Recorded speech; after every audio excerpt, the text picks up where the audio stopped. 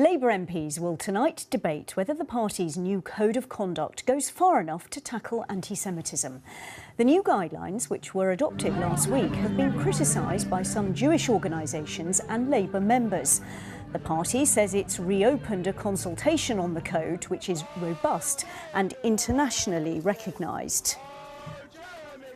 Well, Norman Smith is our assistant political editor and he joins us now. And Norman, why is this a row that won't go away?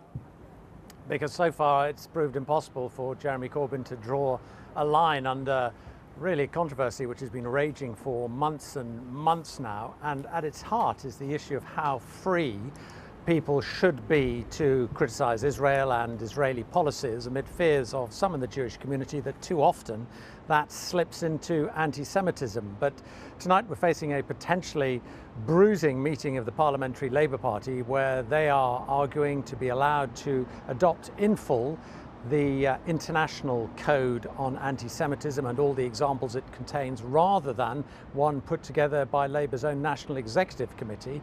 At the same time, of course, we know the veteran Labour MP Margaret Hodge is facing potential disciplinary action after she publicly accused Mr Corbyn of being an anti-Semite and a racist. And this morning, she was standing by those remarks.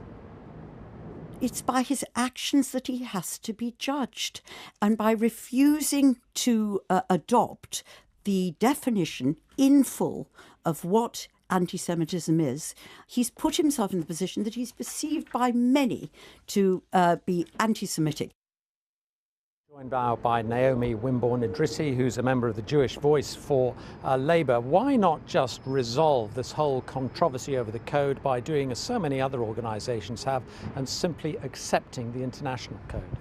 OK, let's be very clear about what that code is. There is no such thing as an agreed international code. There's a document that has been pushed for many years now by pro-Israel organisations.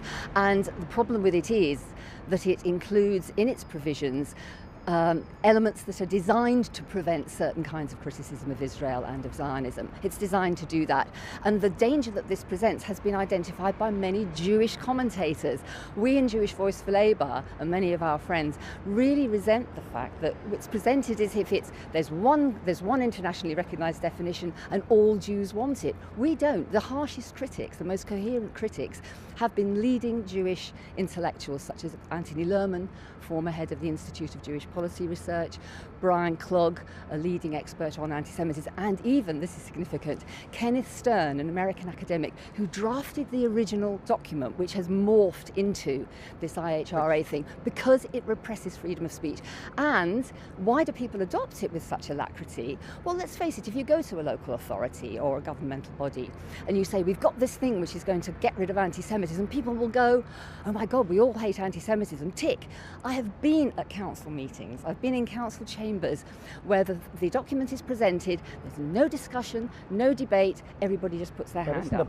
It's a fake, Norman. It is a fake and we are being snowed with this thing. What Labour has done is to really coherently take on board everything that's good about it. Everything. I mean, you can look at it line by line. What they've done where it's dubious, where it endangers freedom of speech, they have expanded it, they've discussed it. Is it anti-Semitic to say that Israel is a racist state? Maybe it is sometimes, but often it is not, and we have to be free to say that when it is not anti-Semitic. Most Jewish organisations, pretty much every strand of religious opinion in the Jewish community has been critical of Labour for not adopting wholesale. They've been told Labour is an anti-Semitic But is the point not haven, this? Is the point not this, that if someone sees something as racist, they feel it is racist, you should give regard to them and accept what they say, rather than assuming you know better? No, OK, of course you should give regard to them, and that's what Lord Macpherson said in his inquiry into the death of Stephen Lawrence, that you should have regard to the perception of the victim. He did not say, and this is absolutely critical, he did not say that that alleged victim has the absolute right to decide and pass judgment on the person they allege is guilty of race hate. That's a completely different thing. And these people from the Jewish community, I'm afraid, are doing all of us a terrible disservice by saying that only Jews may say if they are a victim of anti-Semitism. If somebody says to me, I don't like what Israel's doing, I don't like the Jewish nation state bill that's just come out, which is deeply racist, And if I say that person's an anti-Semite, I don't expect the law to believe me. Politically, I expect the law to look into it, and that's what the Labour Party is trying to juggle. Politically, you will know this row has now been going on for months and months and months in different guises. Yes. Can Jeremy Corbyn actually draw a line under it? This is very difficult because, and I know it's controversial to say this, the reason for the row is not genuine concern about real anti-Semitism. There's lots of that around in Poland, on the streets of Westminster. It's becoming terrifying that we really are facing a rise of the right, the white supremacist right. But what all Jeremy Corbyn can do to satisfy his critics, to be absolutely honest, Norman, would be to resign. And then it would all stop. You think this is all a proxy for attacking Mr Corbyn's leadership? The way it's being manipulated, I mean, look at where we are now.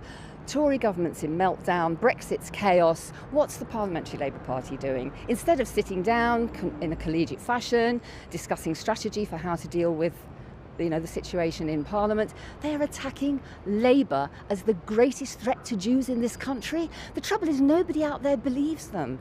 Your viewers are going to be thinking, what is all this about? Okay. Are Jews really concerned to shut us up about Palestine and nothing else matters?